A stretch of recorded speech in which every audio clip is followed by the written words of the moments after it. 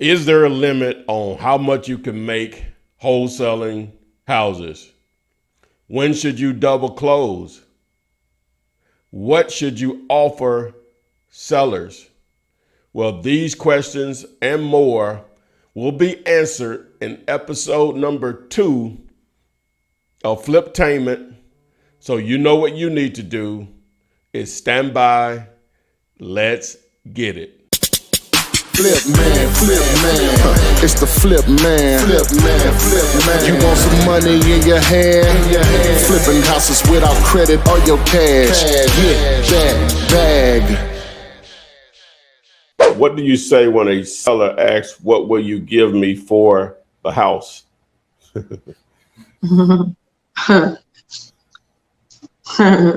That's a good question, because some sellers, they know what they don't want to take, but they don't like to throw a number out there. So, a situation like this, and I let Ty answer it too, I'll just throw out a very low ball number, because I know you know what you don't want. So we'll start off from the bottom and come up in a case like that. So that's kind of how I work it. And, you'll throw out a number out there, and it's really a conversation piece. It's so disrespectful, where it's like, it becomes a conversation piece. But my experience, I know that sellers know what they don't want, when you throw that low ball number out there. So I just continue to trickle up from that low ball number and see when I hit something that makes sense for the both of us. What do you think, Tom?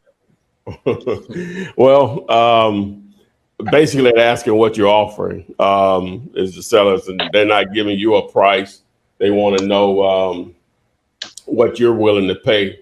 So if you're forced into making an offer, just a rule of thumb that I was taught and I teach is, you're just going to have to throw out a ridiculous number, something you're embarrassed at, because your objective is to get their lowest amount, whatever that is. Now, sometimes you might get hung up on, okay, fine, you probably saved both of you off some time or whatever. So, but if they reject the amount that you throw out, your follow-up question should be, well, how close can you come to that amount?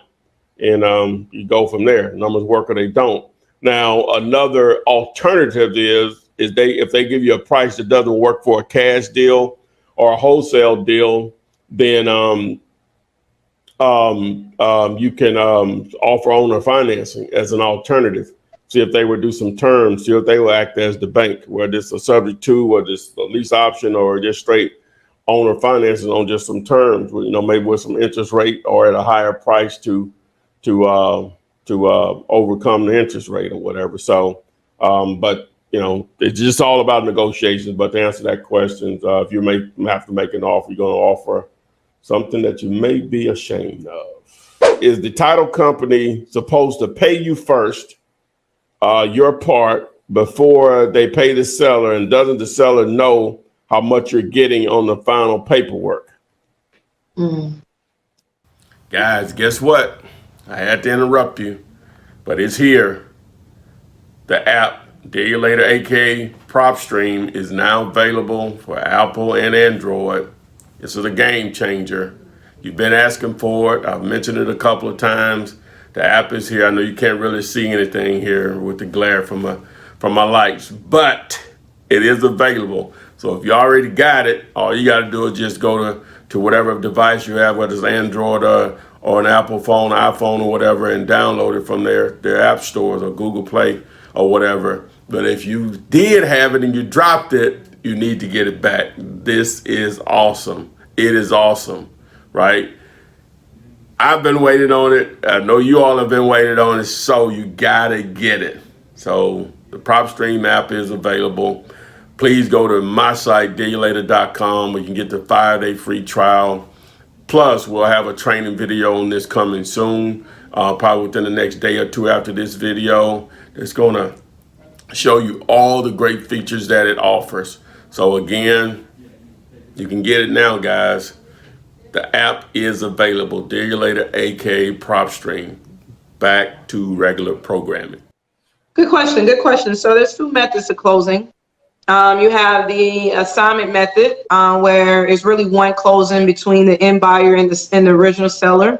And then you have an assignment fee on that HUD. And everyone and your fee is exposed to both sides to both parties.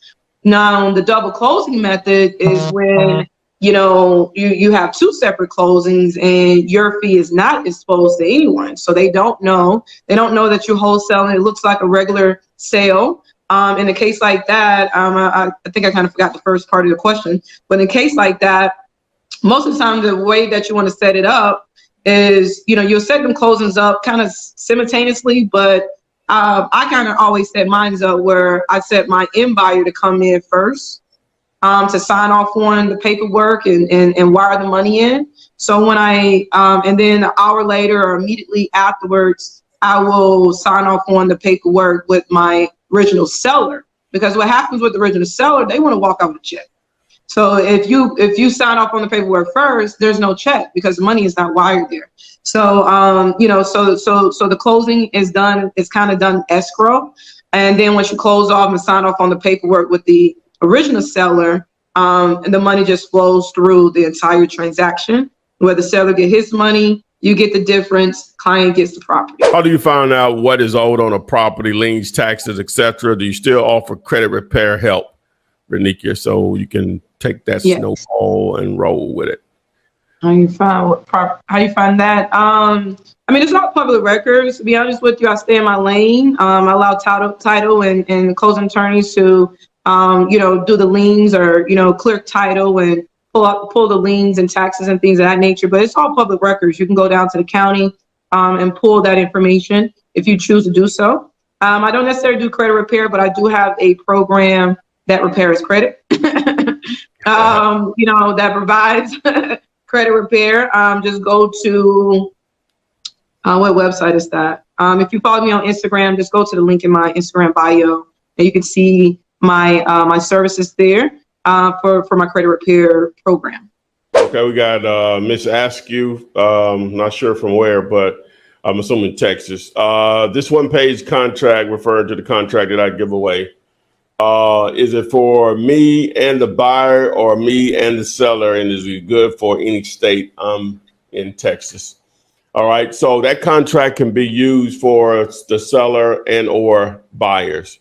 And obviously, I say obviously, but yes, in Texas. If you want to see how to fill it out for both parties, just go to YouTube and do a search for FlipMan 2020 contract. He said, I know this might be a strange question, but are you required to pay taxes on wholesale deals?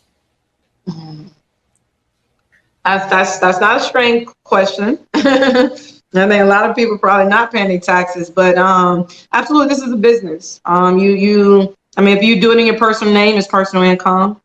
You run that in your business name, it's business income. So absolutely, you gotta pay your taxes on the profits and income that you make in your business. Is there a limit you can make off a deal from a double closing since they don't know what you're making? Mm-mm. There's no limit to make off assignments. It's just hard for the seller and the buyer to be okay with you making what you're making. There's no limit on that either. It's just the buyer and the seller start picking your pocket because they know you haven't done much per se, but you didn't done a lot. You brokered the deal. But there's no limit on either side of it. What's a good starting message when you're using text blasting? That's your time. All right. Well, I really don't recommend, number one, a text blast per se, but whenever you're running a text message campaign, there's a proper way of doing it. The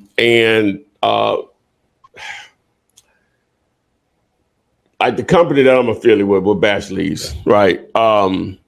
Initially, they were giving scripts to individuals, but what's happening is that the carriers will start to block those scripts, because you have thousands of them going out on a daily basis. So AT&T, Verizon, T-Mobile, Metro PC on down the line, they try to protect their customers or whatever. So they really stopped offering scripts per se and offering negative words that you can't use, like property on the initial text. Now, once you start a conversation, you can text whatever.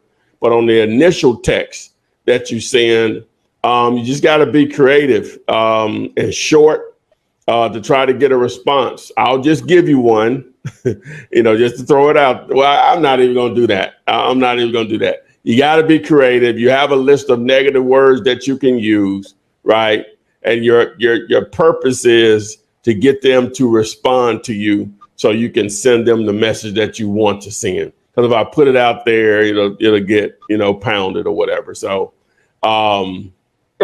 that's the best way I can explain that. Because it bogs, it makes the system useless if everybody's sending the same thing or whatever. Like if you and I read a paragraph and it's 20 people and each person writes down, well, what does that mean to you? Everybody's gonna say different things. So we need to keep it like that. So your opening statement is going to be different than mine, Nikki. We're just going to see things different. That's what makes us or whatever. So, but if you tell people to do this, they're going to do that. You know what I'm saying?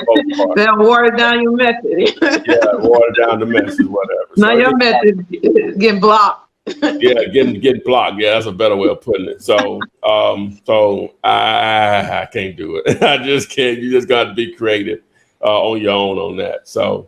What are some good times of the day to send the text? Well, really, I'm not going to say any time of the day, but the ideal time is between 4:30 to 6:30 p.m. generally.